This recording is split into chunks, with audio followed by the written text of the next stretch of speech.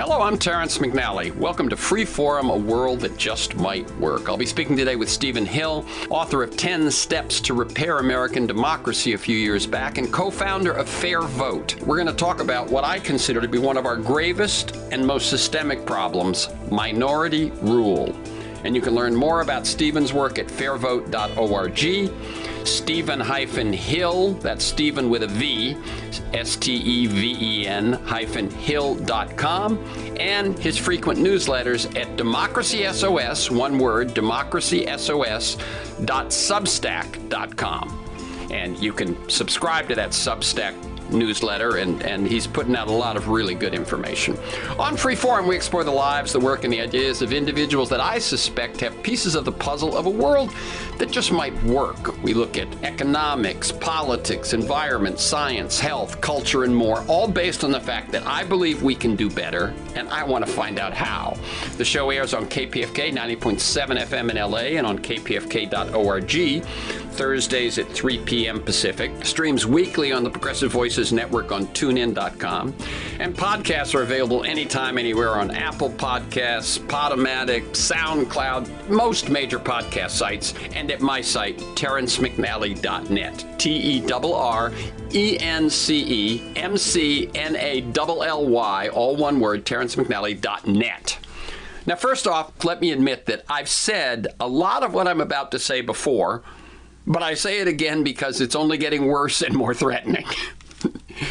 I assume that listeners to this show and all those who care about democracy are well aware of the challenges presented by gerrymandering, voter suppression, and election manipulation, as well as the concerted efforts by Republicans to expand the negative impacts of all three of those. At least since the Supreme Court's unprecedented 2001 decision in Bush v. Gore, the image that embodies those efforts to me is that of the 20th century reaching up out of the grave and grabbing the future by the throat and proclaiming, "Not so fast." The Republican Party, its beliefs and its policies, while passionately held by millions, are no longer those of the majority of Americans, and so the only way they can survive, and in many ways dominate, is to game the system. Their voters are more likely to vote, especially in non-presidential elections, midterms, local elections, and they have strategically exploited that advantage to gerrymander electoral districts and pass laws to suppress voting, leading to Trump's Electoral College victory and unrepresentative GOP majorities in the Senate, the Supreme Court, and a majority of state legislatures and governorships. The U.S. holds only one national vote, that for president and vice president, and the Republican Party has won that national vote only once since 1988. That's 32 years. Think about that. Once in 32 years. Yet they've held the presidency nearly 12 of those years and have often held majorities in the Senate despite receiving millions fewer votes than the Democrats in Senate elections. The Senate map gives rural areas 2.5 times the voting power of big cities, meaning Democrats need to win Senate races by 6 to 7 points. Wyoming, with less than 600,000 residents, has the same voice in the Senate as California with 40 million. Quoting Stephen Hill, while the U.S. Senate is currently split 50-50 senators for each party, the Democratic half won over 41 million more votes than the Republican half and represents 56% of the American people. 16 conservative states with a smaller combined population than California's have a total of 32 Senate seats. GOP senators have not represented a majority of the population since 1999, yet Republicans have held a majority of Senate seats for most of the past 20 years. Unquote. The current application of the Senate filibuster means that with the exception of some budgetary bills, you need 60 votes to pass anything. 41 votes, representing only 20% of the country, can keep a bill from even being considered. And now let's turn to the court. Too many critical, real-world applications of the Constitution rely on norms rather than laws. And under Mitch McConnell, Republicans have ruthlessly exploited this weakness, and as a result, They dominate the Supreme Court. When the 6-3 court made their series of radical decisions in late June and early July, the most activist legal 2 weeks in my lifetime, they went against the majority of Americans on church and state, guns, environmental protection, the climate crisis, and women's rights. And they don't shy away from the expectation that they're eager to rewrite the law on LGBTQ rights and contraception. Based on the boldness and the extremism of these recent rulings, we have reason to fear what will happen when they consider issues of democracy in elections, as they have already done in a few cases and are set to do in the next term, not to mention emergency decisions they might hand down in the heat of battle, as was the case most decisively in Bush v. Gore. As Matthew Iglesias wrote on Vox.com, control of the courts allows Republicans to further tilt the electoral playing field, and waging judicial politics on a tilted playing field allows Republicans to control the courts. I suspect that the Supreme Court has overreached, and millions for the first time have been made aware of and upset by minority rule. And the first evidence might be the vote yesterday in Kansas to continue to protect abortion in that Republican state's constitution. Trust in the court is at an all-time low, and when the newly aroused become newly aware that there isn't much they can do about it, that the checks and balances they heard so much about if they were among the dwindling numbers who learned some civics, that those checks and balances don't apply to the court, I hope they will be angry. Some, however, will be resigned, seeing it as just another example of how the system is rigged and government doesn't work. Under the two most recent popular vote losers who won the presidency through the Electoral College, we've suffered the terror attacks of 9/11, the unwinnable wars in Afghanistan and Iraq, the Great Recession of 2008, and the failed response to the COVID-19 pandemic that has so far cost us 1 million lives and left us with an unfit economy. In addition to the Electoral College, Republicans use, as I've said, gerrymandering and voter suppression to thwart the will of the people. In the 2018 midterms in Wisconsin, Democrats swept narrow victories in the statewide races, secured 53% of the votes cast in elections for the lower house of the state legislature. But because of gerrymandering, the GOP won more than 60% of the seats. Knowing they'd be insulated from public backlash, the legislature held a special lame duck session during which they stripped power from the state executive branch and reassigned it to themselves. Something similar happened in Michigan that same year and in North Carolina 2 years earlier. I believe that sustained minority rule not only produces unpopular policies, but also weakens and sickens democracy, breeding cynicism and the sorts of tribal divisions we now face. I am now one of many to warn that our democracy is in deep trouble at a moment when the crises we face, climate, pollution, public health, inequality, democracy itself, racism, tribalism, nuclear weapons, cannot afford for us to fail. Stephen Hill is the author of 7 books, including the one I mentioned, 10 Steps to Repair American Democracy, and a number of others on the issues that we're talking about right here. He is the former policy director at the Center for Humane Technology, political reform director at New America, and a co-founder of Fair Vote. His opinion pieces have appeared in many outlets, including the Washington Post, New York Times, and CNN.com. And as I said, he currently writes frequently at DemocracySOS.substack.com. Welcome again, Stephen Hill, to Freeform, a world that just might work. Thank you, Terrence. It's a great pleasure to be here. And let me tell listeners, we're recording this conversation Wednesday, August 3rd. So, Stephen, I like listeners to get a feel for the people behind the work and the ideas that we talk about. We've got an hour. Can you tell us a bit about your path to the work you're doing today and what drives you? And feel free to go way back to mentors, turning points, moments of decision, that sort of thing. Oh, that's interesting. Well, thank you for that invitation. I've been involved in political reform efforts in the United States for about 30 years now. When I co-founded Fair Vote, what is now called Fair Vote, but we've gone through 3 different name changes, and we founded it in 2002. And before that, I had been involved in politics, organizing campaigns, running campaigns at the grassroots level. Like many people, just being involved in politics to the extent that I could as a volunteer. I was not really a paid professional, but finally at a certain point realized, you know what?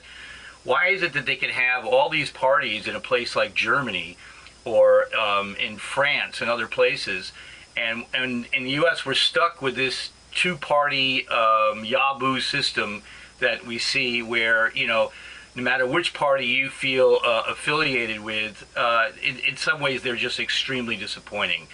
These kind of big tent parties that try to be everything to everybody and end up being nothing to anybody.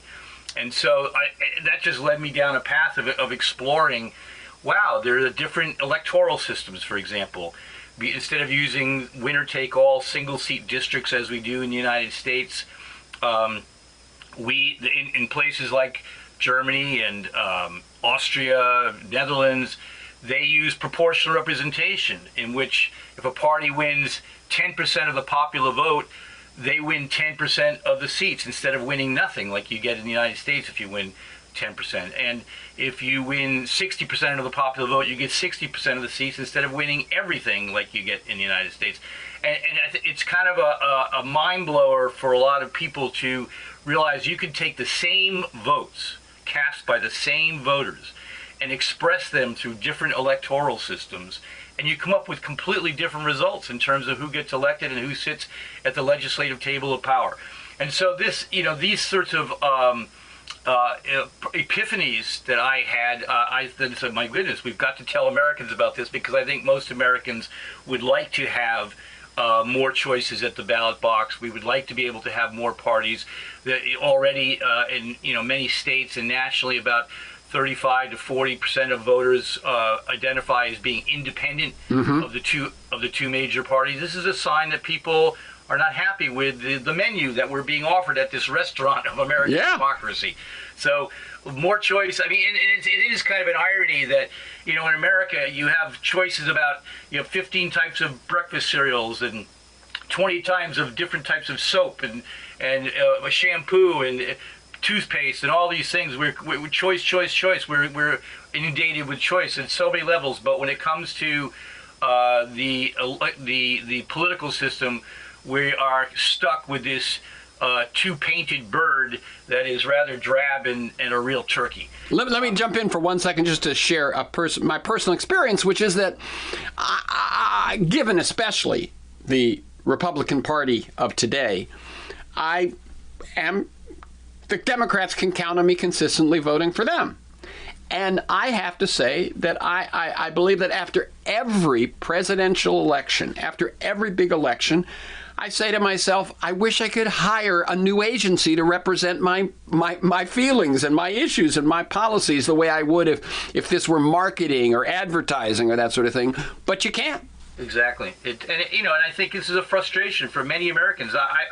People in my family who are conservative Republicans, they will tell you, I wish I had another choice too. Yeah, of course. And I've spent a fair amount of time in Germany and other parts of the EU studying their political systems. And, you know, you take a country like Germany where you have basically 6 political parties at the national level. You have 2 sort of major parties, but then you have a host of minority parties around them. And the minor parties tend to gain and lose in support depending on what the issues of the day are. And those minor parties are basically the laboratories for new ideas. That's where new ideas come from. So you have a more exciting and viable dialogue between the center and the edges of the political system, you know, back and forth between the edge and the center with issues coming and going. And so I just think that this is a better method for this modern society, this multi-everything society that we've become. We are really inhibited in more ways than we can even realize, because, you know, as someone once said, we don't know who discovered water, but we can be certain it wasn't a fish. Right. Yeah, exactly. So we don't understand the nature of the sea in which we are swimming. And if we did, we would realize that, wow, this is really the worst of political systems. If you look at the established democracies of the world, virtually all of them use some sort of proportional representation system. They do not not have a second chamber like the United States Senate that has so much power. Most of them use parliamentary systems instead of a directly elected executive, so that you don't have this gap between, the president from one party and the legislature from another party, and so they're at loggerheads and can't get anything done. I mean, if you were to design a new system for the United States of America and the country it is today, you would design a completely different system. That's right. One thing two things that you've said that certainly hit home for me. One is that we have the oldest continuous Constitution, but no one who has formed a Constitution since then has copied it to the letter.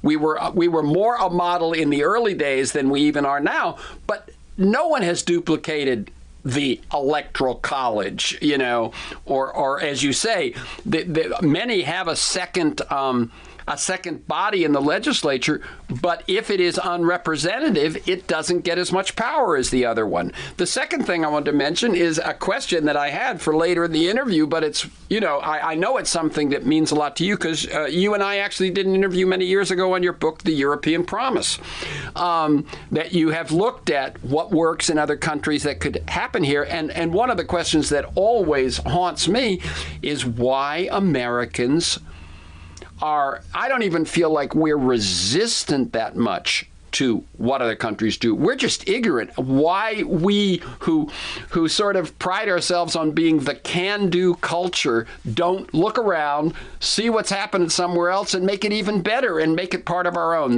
This inability to see beyond our oceans and our borders is one of our real weaknesses, I believe. Yes, I think you're absolutely right. And in fact, if you look at the 18th century founding of our country and the founding fathers and framers and the people that created this, you see that they were very pragmatic. They looked around at what was democracy at the time. The only example was really the UK, Great Britain, which had a king, and they said we can do better than that. And they basically came up with what they did out of whole cloth in reaction to the Articles of Confederation, which was completely broken. But you can see that they were very experimental at the time. They weren't stuck to the flypaper of old ideas like we are today, in which we bow down to this 18th century document, the United States Constitution, that is completely antiquated and unfit for this 21st century world. And being those sorts of radical thinkers and experimentalists, they never meant for their Constitution to be held sacred. They really didn't. In fact, Thomas Jefferson famously said we should tear up the U.S. Constitution every 19 years. I don't know why he picked 19 years rather than 20, but that's what he said. And that's, and many of the founders and framers were of that mindset. They knew that they were creating something that they didn't really know if it would work. And right. And in the first presidential election, in fact, it broke down, and they did the First Amendment pretty quick after that to change that. And they also, you can go back and look at the annals of the Constitutional Convention, because James Madison, the father of the Constitution, wrote it all down.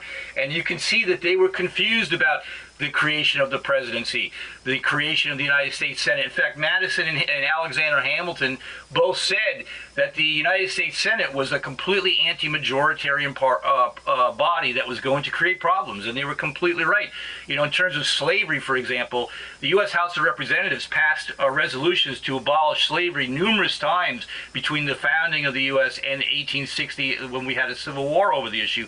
It was always blocked in the anti-majoritarian United States Senate. So we have been dealing with the defects of what the founders and framers created ever since they created it. And yet it's just kind of laughable to see so many people bowing down to those founders and saying, oh, what they created was so brilliant and sacred, and we can't really change it. We have to have a literal interpretation of this 18th century democracy. Yeah, I want to read, by the way, a quote that you quoted, but it's from Jefferson.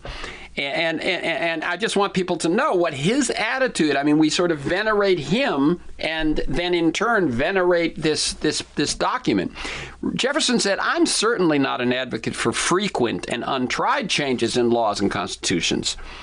But I know also that laws and institutions must go hand in hand with the progress of the human mind. As that becomes more developed, more enlightened, as new discoveries are made, new truths disclosed, and manners and opinions change with the change of circumstances. Institutions must advance also and keep pace with the times. We might as well require a man to wear still the coat which fitted him when a boy, as civilized society to remain ever under the regimen of their barbarous ancestors. Yeah, I mean, exactly right. And and he wasn't the only one. They understood that you need institutions, but those institutions need to adapt.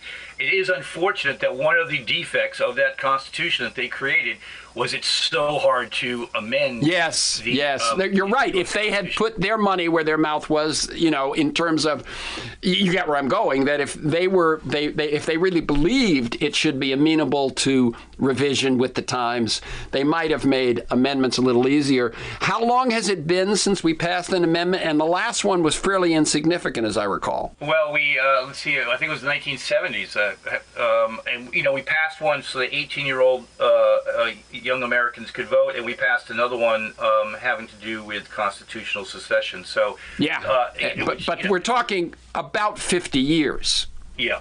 And if you could look at anything else that has not changed in the last 50 years. Right, and you look at a place like Chile, which is going through a constitutional convention process right now. On September 4th, in fact, they're going to vote on the new constitution that has been drafted by the delegates. They put a lot of thought into making sure that constitutional convention had a broad diversity of representation in choosing the delegates. And so they mandated, for example, that the delegates must be 50% women. Yep. So imagine if we had a constitutional convention in which we had a mandate for 50% women and other diverse representations in that convention. I think it would come up with a much different document than what we have today. I'll tell you what, let's jump to that question right now, even though I slated it for later in our conversation, but, let's just go with the flow.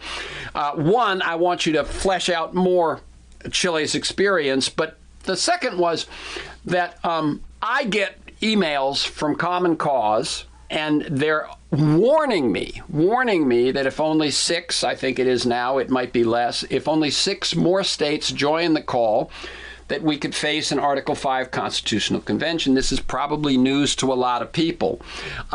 While some might see this as an opportunity, as you do, as you present it, you recently wrote a piece advocating for a constitutional convention and pointing to the model of what Chile has done and is doing. While some might see this as an opportunity to correct some flaws, doing away with the Electoral College, for example, the prospect scares the hell out of me. And that, I have to say that, and you're not the only. I talked with Lawrence Lessig, who I absolutely respect on these same issues, and he is for a constitutional convention. My fear is that, in a country of tribalism, in a country of, sadly, ignorance, in a country of misinformation, in a country of social media as where people get their information, I fear that a constitutional convention could take us in the wrong direction. What makes you, and Chile may be one of the answers, but what makes you more in favor of that? Well, when you talk about a constitutional convention, there are 2 key questions that have to be settled in order to make sure it doesn't become a runaway convention. One is that you have to, you can decide what the mandate of that convention is. You don't have to have a convention in which, all issues are on the table and all parts of the Constitution, the current Constitution, are on the table. You could have a narrowly constrained mandate around simply the rules in which we do our elections, and so that we correct for the defects in the current Constitution that don't allow for majority rule. It basically would be a constitutional convention with a mandate that is looking at why we don't have majority rule and how to fix that. And let me ask you, Stephen, because I haven't dug deeply into this one. Wouldn't those same forces that I fear organize themselves to oppose such a mandate? And how would you propose or hope that such a focused mandate could be what we come up with. Well, you have to. So the other thing, so is the mandate, and the other is the delegates need to be broadly represented. We can talk about that in a little bit, which is what Chile really excelled at. So, in addition to that, and according to the U.S. Constitution, you need a 2/3 vote of all the states in order to call this convention. So, that's a very high threshold, and the current effort to get to the 34 states that you need, it's not as clear cut as what some people are saying, because some of those states have said, we want to do one, but it's around a slightly different mandate than what the than what other states have decided that they want to do around. So it really, because it's happening in this kind of haphazard fashion without a lead from Congress itself, it's not clear that they are as close as they say they need to be. But what I would say, and let me just throw this one. If you can't get the minority rule Senate to even do away with the filibuster, how could you trust that body to do a constitutional convention that might lessen the favoritism now shown to incumbents, for example, or to big money? Well, if it comes from the states, but there's leadership from Congress, doesn't mean Congress has to sign off on it. But there's leadership, and national voices are also pushing this idea. I think we could get 2/3 in the state if it's narrowly focused around these issues around how do we ensure majority rule. Majority rule used to be a mantra that appealed to people on the right, and they always would say we have to have majority rule. And so, if the right leadership is there, and then the other part of this is that whatever the Constitutional Convention comes up with, 3/4 of the states have to ratify. Right. So at that point, really, if there was a runaway convention like people are fearing, that was coming up with, for example, locking into the Constitution the anti-abortionist position, and it was locking into the Constitution or getting rid of the Bill of Rights, it wouldn't get 3/4 of the states. So I think those thresholds are high enough. In fact, they're probably too high to really try to push forward something like this. But the other part of it, as I mentioned, is you have to have a diverse and representative body. And that's where, we would not want to have elections like we have in the United States for United States Congress, but in single-member districts, we would want to use some sort of proportional representation system for selecting the delegates to make sure it's diverse, having something like a mandate that they must be 50% women. In Chile, they also had a mandate for indigenous representation and for people with disabilities. So you could really look at the United States and see, okay, who do we need to make sure is at the table of this constitutional convention to debate ideas. The other thing they did in Chile was that any person who, even someone who's not a delegate, could go out and get a few thousand signatures on a petition for the idea that you want the Constitutional Convention to consider. And you could put that idea in front of those delegates, and they have to debate it and discuss it and vote up or down on it. In the Chile Constitutional Convention, it needs a 2/3 vote to actually go into the constitutional package. So it's a high threshold, but nevertheless, it creates a bit of what we sometimes call citizens' assembly type of input into this process. And so we would want to have a constitutional convention that not only has diverse representation on it, but incorporates the grassroots and people's voices from all over in every walk of life. We would want to have, very everyday people as delegates, as well as participating in this, using the internet, using the web to live stream all of the convenings of the Constitutional Convention. And let me just add a couple of specifics from what Chile achieved, which is 2/3 of the 155 convention delegates had no political party affiliation. That would appeal to Americans. And the thing that you mentioned about individuals being able to submit proposals, 1 million Chileans supported over 2,000 initiatives introduced by citizens, and 100 of those proposals reached the qualifying signature threshold to be submitted to the delegates. And then, as you said, it would take a 2/3 vote by the delegates for any proposal to ultimately be included in the final constitutional package. That kind of participation is impressive. I don't know that we'll have time to get into it, but just as looking at the opposite side, the low levels of participation in American elections, which are such a simpler process than this constitutional convention in Chile. Well, I think people don't participate here because they realize they don't have any choice. Yep. There's nothing out there to vote for. I mean, the average voter is what I call an orphan voter. You're a Democrat living in a Republican district, a Republican living in a Democratic district, or a third-party supporter or independent supporter. And so you basically live in the wrong district and sometimes even the wrong state. Entire states have become political monocultures. Here in California, where I live, the Republicans don't have a single elected office holder at the executive state level. And many states are this way for Democrats or Republicans.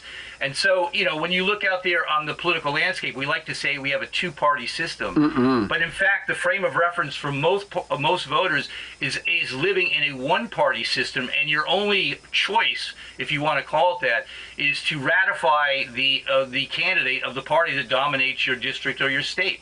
So this is what most Americans are facing. And on Chile, I just want to mention one last thing. Sure.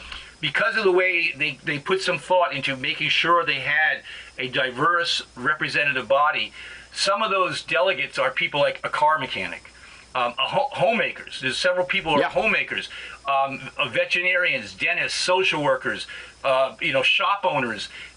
One is a professional chess player, school teachers. These are the people who got picked into that constituent assembly to weigh in on what should be the new Constitution of Chile, because they're trying to replace a constitution that was devised by the old dictatorship of General Pinochet. So, some of those constitution members are 20. Some of them are as young as 21 years old and as old as 81. So it's a very diverse body, and that's what we should be aspiring to here in the United States. Right. Now, while in some small rural areas, you may be able to run for city council or state legislature without a ton of money, that's harder and harder. And so basically this notion of the kind of people who became delegates to this convention, in America, those people have very little chance of being elected even to local and state office. And so you have the opportunity then to hear from people who would never put aside their lives and their livelihoods and raise the kind of money it takes to be elected here. Let's jump, just because we sort of said, why can't we learn from other people? We've talked about Chile. Can you talk about what recently happened in Australia, which in a way was less radical than a constitutional convention, but really eye-opening in terms of what that election wrought? Well, in Australia, they use different electoral methods than we use here in the United States. So for their House of Representatives, they do have single-seat districts, but they have what we call ranked choice voting, where voters get to rank first, second, third, fourth, fifth choices. And the goal of that method is to make sure that voters can really vote for the candidate they want and not be stuck in picking the lesser of two evils, because you can put your favorite candidate as your first ranking, and you know that if your first choice doesn't win, you don't lose your vote. Your vote is going to go to your second choice as your backup choice, like your runoff choice. So if you compare that to the 2000 presidential election, where Al Gore lost to George W. Bush by 537 votes in Florida, and Ralph Nader had 100,000 votes. Well, if those 100,000 votes for Ralph Nader, if they'd had the chance to rank a second choice as their backup choice in case Nader couldn't win, tens of thousands of them would have put Al Gore, and he would have won Florida and would have won the presidential election. And so in Australia, they've been doing this for 100 years. It's just really a great system, and increasingly In the United States now, we're doing that in a number of cities. The state of Alaska is about to use ranked choice voting, with voters will rank their candidates for the first time in a congressional race and for a governor and other state offices. So that's one part of what Australia does. The other part is in their Senate. They actually use a proportional representation system, a ranked ballot proportional representation system, and that's where you see like a Green Party winning representation, and other smaller parties win representation. And so there you can see two different systems side by side, one ranked choice voting in single-member districts, the other ranked choice voting in multi-seat districts for proportional representation. And you see that they both give better representation than what we have here in the United States. In the recent election there, they had a lot of women were not satisfied with the amount of representation that women were getting, and they also were sort of wanted to have more of a centrist presence in their political spectrum. So a bunch of them got together and were able to run and to win representation and really rock the political establishment with all these new faces and new ideas that, really I think is something that, again, the United States should be learning from. Yeah, and let me just ask you on these two or three changes that we've just talked about. One, a constitutional convention. Two, proportional representation and ranked choice voting. What are you're dealing in the trenches on these things all the time? What do you think are the chances of, just talk about those three, and where does the energy have to come from? It seems to me that on the proportional representation and the ranked choice voting, we see it happening in cities. I believe San Francisco and New York both have it. Now, those are not insignificant places. And then there are states that have it. Is that one that has to move from the bottom up? And so I'm saying, what's your hope and what's the strategy on those? Well, there's a lot of activity going on at local and state level right now. In fact, this November, the state of Nevada will be voting on using ranked choice voting for all of their elections. And the other cities will also be voting on it.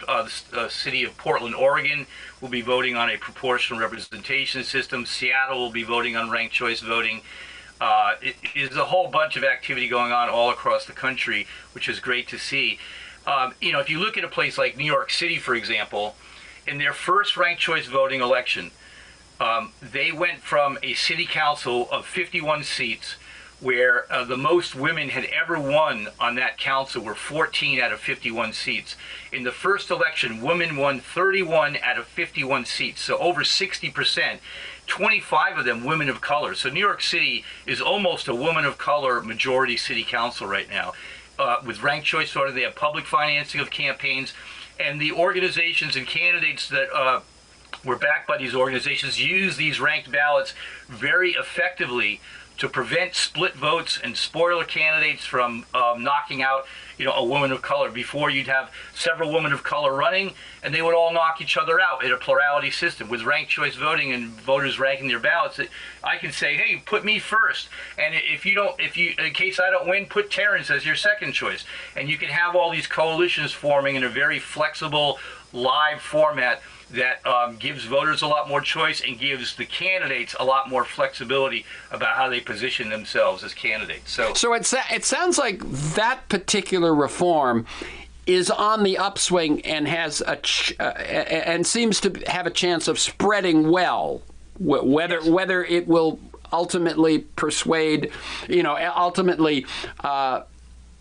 put in place for the House and the Senate is maybe another question, but a bill has been introduced by Congressman Jamie Raskin and other members of Congress called a Fair Representation Act, which would be to create a proportional representation system for the United States House of Representatives. So that's moving forward too, but that's not gonna happen overnight. Right. So, but it does sound like the grassroots. This is actually alive and well. Let me tell people this is Freeform, a world that just might work. I'm Terrence McNally. I'm speaking with Stephen Hill. He's the author of a number of books, including 10 Steps to Repair American Democracy. I mentioned that one because it is so germane to the conversation we're having. He's a co-founder of fairvote.org, and we're talking about what I consider to be one of the gravest and most systemic problems we face in America, from which you can then see both the reason we have the problems and the challenges we have to overcome them, which is minority rule, as most exemplified recently by the radical decisions of the minority selected Supreme Court. And you can learn more about Stephen's work at fairvote.org. That's Fairvote, one word, at Stephen with a V, STEVEN Hill, StephenHill.com. And then he is writing frequently these days at DemocracySOS, all one word, DemocracySOS, on Substack. So that's democracysos.substack.com. One other thing that's right next to proportional representation and ranked choice voting and so on is the problems created. And it seems to me here the solution is pretty obvious, but talk about it, of winner take all. And I'm going to ask you, how did that come about? And so if people don't think about it, what are the negative consequences? And then what are the alternatives, and how are we moving forward? Well, the winner-take-all system is a name that's been sort of evolved over time for what's called single-member districts, plurality elections. Highest vote getter wins within the district. And people think, well, that seems like a simple system. We've been using it a long time. What could be wrong with that? Well, here's the thing that people really have to think about. If you when you elect candidates in a winner-take-all system, it means you have a huge number of voters that are voting for losing candidates all the time. Because, you can have a district where, a Latino single mom Democrat lives next door to a pro-business libertarian, lives next door to a Green Party environmentalist, lives next door to a Republican moderate. And the reality is that only one of those people are going to get representation in our system, and everyone else loses. And that's why it's called winner take all. And so when you have a system like this, election after election, after a while you start figuring out, I don't have representation, there's no point in even voting. And that's why you see in winner-take-all methods, not just the United States, but in other countries that use it, voter turnout tends to be extremely low. When you start, and also that it has a lot of other implications for our system. So, if I'm the head of the Democratic Party and you're the head of the Republican Party, we already know ahead of time who's going to win most of these races. So we're about to elect 435 House seats in November, and we can tell you right now who's going to win 90% of them. We can not only tell you who's going to win, we can tell you approximately the margin of victory. And so I can sit back and you can sit back and look at the political map and say, okay, this district over here, we know we've got that one won. We don't have to do anything there. This district over here, we know we're never going to win there. We're going to focus all of our resources on the handful of battleground districts. There's about 36 of them, maybe 38 to 40 out of 435 House seats that everybody knows are going to decide who controls the House of Representatives majority. And so it just distorts our system in so many ways that people are not aware of. So when people think our system is simple, it's not simple at all. It's very primitive and antiquated, because it means that for you, the voter, you don't have any choice. And for our when you're trying to create policy, if I win, if you lose, Terrence, if you're the other side, then I win. So I can win as easily by driving voters away from you as by attracting them to me. So the incentive is to go negative, use mudslinging in campaigns, and this type of winner-take-all system. If you go to something like proportional representation, it changes all of these incentives and all of these features, and you get voters who can win representation no matter where they live. What an idea that you could actually vote for someone and vote for a party and have them actually win representation. So there's a lot of things we could discuss around this, but that's in a nutshell is what we're dealing with this winner-take-all system. And and just briefly, winner-take-all was not in the Constitution, right? Right, it was not. They simply, in fact, when we first became a country, there were a number of states that elected their House of Representatives through an at-large system. So you had, what you saw was an interesting pattern where the big states, so Virginia, Massachusetts, Pennsylvania, that had large populations, they would use districts, but the smaller states of Delaware and Rhode Island and others, they used an at-large system because they wanted to make sure that all the representatives from their state were from one political party to really maximize their influence in the House of Representatives. So in their own way, the framers knew what they were doing, but other methods like proportional representation had not even been invented yet. Mm-hmm. So they, in some ways, they were at the cutting edge of what I call democracy technology. They were experimenting with at-large versus districts, but proportional representation wasn't really invented until the 1870s. And since then, every established democracy that has come online as a democracy has not really adopted our proportional representation system. The only country still using it. You mean our winner-take-all system? Yeah, our winner-take-all system. The only countries still using it are basically the United Kingdom and its colonies, Canada, right. U.S. Right. So there's a thing when you go back and you say, but we were the first representative democracy, or without a king. The first means that that's like that the first person in a technology space is going to have the ultimate solution. Not always the case, not usually the case, but in with this one we sort of hold that up as a, let me go to. I sometimes call it the operating system of democracy. So the operating system is like using the first version of DOS. Right. People don't even remember it anymore. Right, and as you say, certain improvements hadn't even been invented because there wasn't representative democracy. There was no one was doing it. So how would they have the best software? Exactly. So now we the other countries are using the version of the latest iOS for Apple and the latest version of Windows. We're still stuck back on DOS. So you're part of this is, and you may have said it briefly, but I want to focus on it again, is all of our districts are not just winner take all, they are single candidate districts. And you advocate for multiple seat districts. Explain that one a little bit.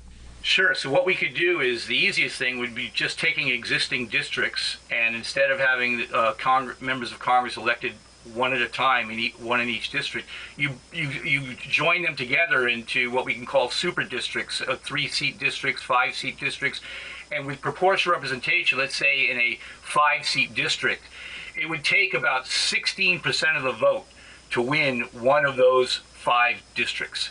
One of those 5 seats in that 5-seat district, and so that when you only need 16% of the vote, suddenly you can see, well, if let's take an area like in the South, where right now the South has completely polarized. You have black liberal Democrats getting elected from the cities in the South, and you have white conservative, usually male Republicans getting elected from everywhere else.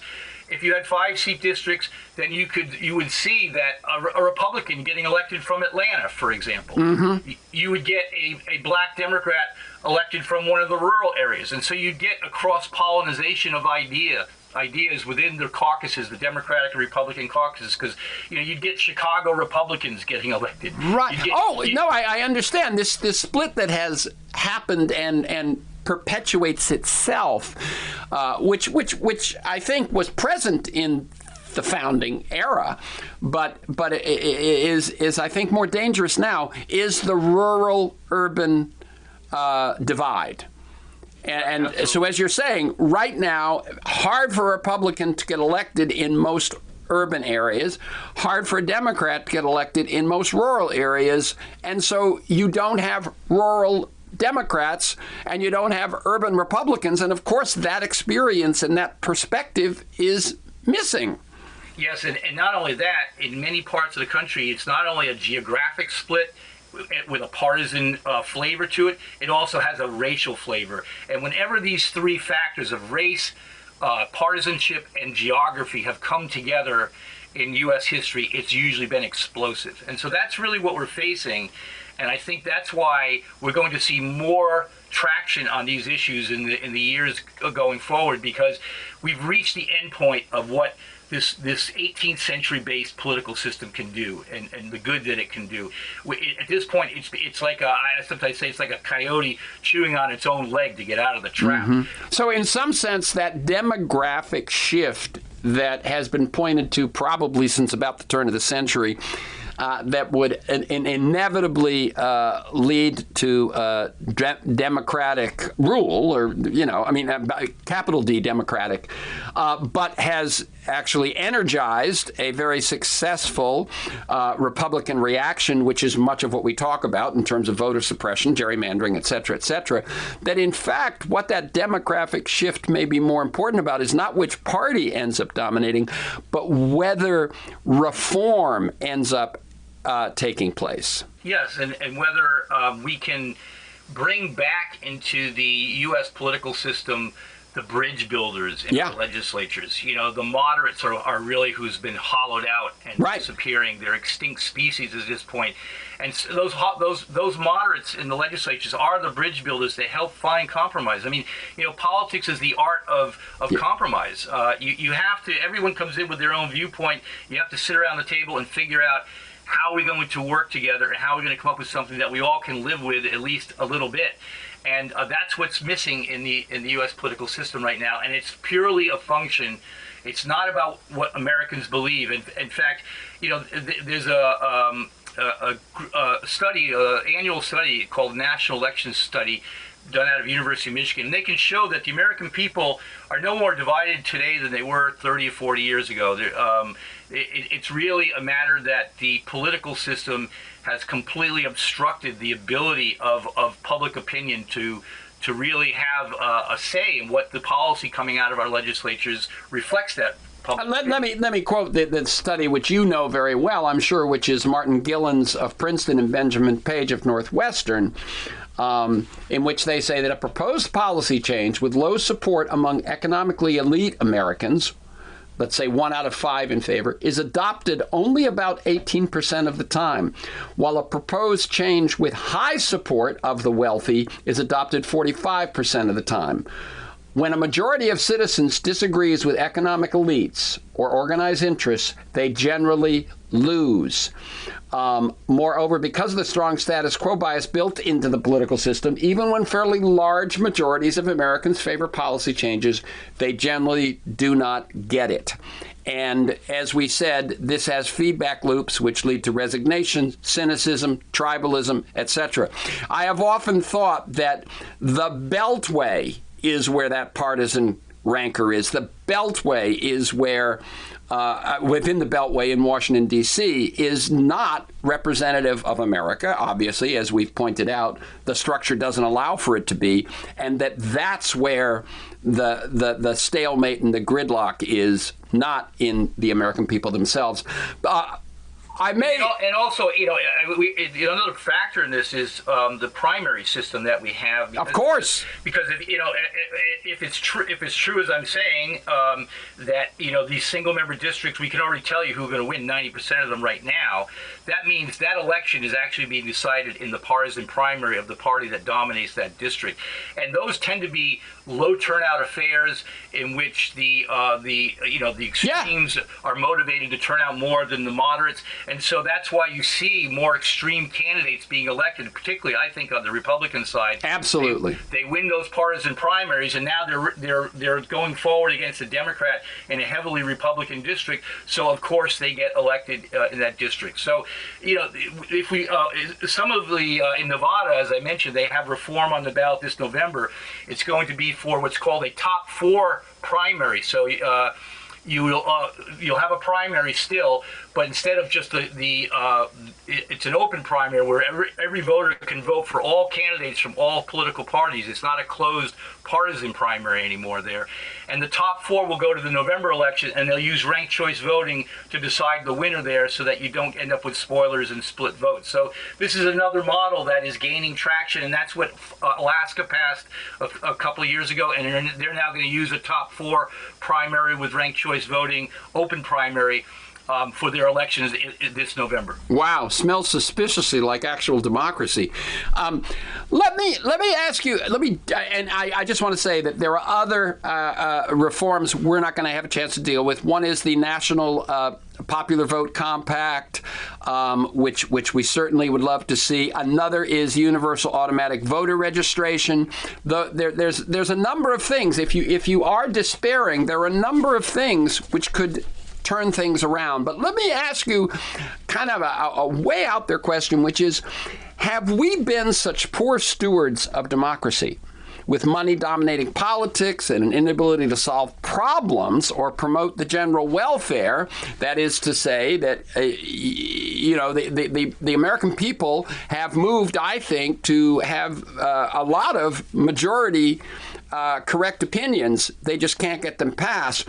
But have we been such poor stewards of democracy that China will end up leading the world's response to climate change and then possibly future pandemics as well, because authoritarianism has real advantages when confronting big problems that call for rapid pivots, mobilization. What FDR could do in World War II, China can do every day of the week. And my sense is that unless democracy becomes a more successful force in America for good in confronting climate change and other of those crises that I mentioned at the top, China will end up with authoritarianism leading the world forward. And I think, that's got to be the good news, bad news kind of thing that is scary to me. Well, the thing with authoritarianism is that it's great when it really leads in the right direction, but it's a disaster when it leads in the wrong direction. Of course. And it can lead in the right direction for a few years and then become a disaster. I mean, look at China's policy on COVID, in which they basically quarantined the entire country virtually in their homes, and it hasn't actually worked out to even reduce COVID very well. So I don't put a lot of faith in authoritarianism or in China. I think Winston Churchill said it best. He said, democracy is the worst form of government except all the others that have been tried. And if you look actually at, say, in the EU, in the European Union, they've done more to rein in their carbon emissions than China has done, and certainly more than we have done. And they also just passed laws trying to rein in, the Facebook and the abuses going on online platforms, and Amazon, where they manipulate consumers and small businesses. And so I think if you look at a place like, that's why I wrote that book, Europe's Promise, Why the European Way is the Best Hope in an Insecure Age. You can see that democracy does work. It's messy, of course. Germany, France, Sweden, these countries, they have their problems for sure, but they have a real democracy that allows this dialogue between the center and the margins, as I mentioned earlier, that allows them to brainstorm ideas and come up with real solutions. And yes, it's messy in the short term while they're coming up with those ideas, but once they figure it out, they plunge forward. And so when it comes to the environment and carbon emissions, you do see much better mass transit systems, far better than what we have here. Of course. I would compare it to like a LeBron James jump shot, and we're still playing high school basketball here. You still see on things like housing and, pensions and whether people have enough things, healthcare, for example. They have better systems that they've devised over years. It does take time, but if you have a functioning democracy, it really does work. And in fact, I would say one of the things I think we're going to see is more and more people in the United States become so concerned with climate change and other important issues that affect our lives and that the U.S. must solve, that there is one issue to all these issues that is fundamental to all of them, which is having a functioning democracy. Excellent. So the counterpoint is not that that China has an advantage with authoritarianism. It's that real democracy is what's needed here, which is what we've been talking about for the hour. So again, you can learn more at fairvote.org. That's Fairvote, one word. You can also go to Stephen-Hill.com. That's Stephen, STEVEN-Hill.com, and sign up and read his frequent newsletters at DemocracySOS.substack.com. For this conversation and many other interviews and articles, to join me in pursuit of a world that just might work, go to TerrenceMcNally.net, TERRENCMCNALLY.net, or aworldthatjustmightwork.com, to the same website. If you want to receive my weekly email announcement telling you who's going to be on, what we're going to talk about, about, and usually 10 articles to flesh out the conversation. Sign up at my site or email me at temcnally, TEMCNALLY, at mac.com. And you can also subscribe and listen to the Freeform Podcast at Apple Podcast and most major podcast sites. You'll find years of podcasts there and at my site. Michael Lewis, Naomi Klein, Bill McKibben, Van Jones, Connie Rice, George Packer. You can also follow me on Twitter at McNally Terrence. Thanks to Kiana Williams in production, George Vasilopoulos at Progressive Voices, and most of all to you, my listeners. Please share this podcast widely. And finally, Stephen Hill, thank you for sticking at this work and for, as you said, for 30 years, and keep up this good work. I really appreciate it. Thank you, Terrence. It's been my pleasure to join you again. Great.